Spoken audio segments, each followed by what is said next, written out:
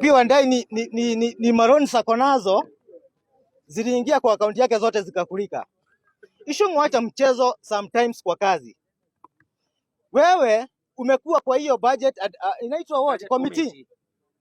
Hizo madeni unasema ati zilikuwa kwa handshake brothers. Ulikuwa na approve na ulikuwa hapo. Na kama kuna pesa iliingia na ujanja, unajua. Sasa hii uko ile upande, wacha kuleta siasa mingi kwa kazi ambayo sisi hatutaki siasa. Sasa hii last year bei ya makadamia kilo moja uko Central Region, specifically Murang'a County, tulikuwa tunauza a kilo at 220 shillings, 220. Sasa hii ni 15 shillings.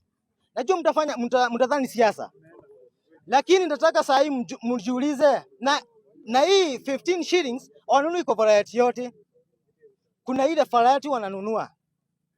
Just imagine mtu alikuwa ameinvest kwa makadamia mabilioni zake, sasa hii anapata kilo moja na shilingi 15.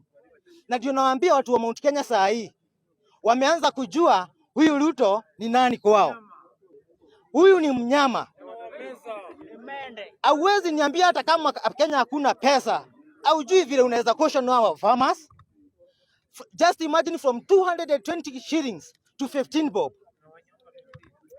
Tunapata pesa hivyo.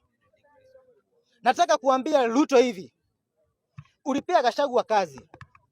Yeye anajiita wa maziwa. Anajiita maziwa. Anatuambia ati yeye ako na maziwa na ako na kahawa. Kahawa pia watu wa MT.Kenya hawajalipwa. Na unatuambia wewe ni rais wa Kenya. Rais unafanya kazi gani? Ni kazi gani nyingine unahitaji kufanya wakati watu wa MT.Kenya wanahangaika kila uchao? Sasa hii bei ya maziwa MT.Kenya ni 50 bob per liter. Lakini cost of production ya hiyo maziwa unapata the same amount. So mtu wa MT.Kenya apati hata shilingi hata moja kwa maziwa, kwa kahawa na kwa majani. Na saa hii umeenda kwa makadamia. Ulisema ati handshake ndio imeharibu kila kitu. Si basi uinue hii mambo yetu ya MT.Kenya. Naambia baba hivi. MT.Kenya si watu wote hawakukuchagua. Kuna portion walikuchagua. Na yenye haikukuchagua, mahali ulichaguliwa uliibiwa kura. Na tunajua wewe ndio legitimate president of the Republic of Kenya. Nataka kuambia hivi baba. Bila atatoa Gachagua. Anzia maandamano saa hii Nairobi, pia uone kama watu wa Central saa hii hawatatokea. I'm 100% sure.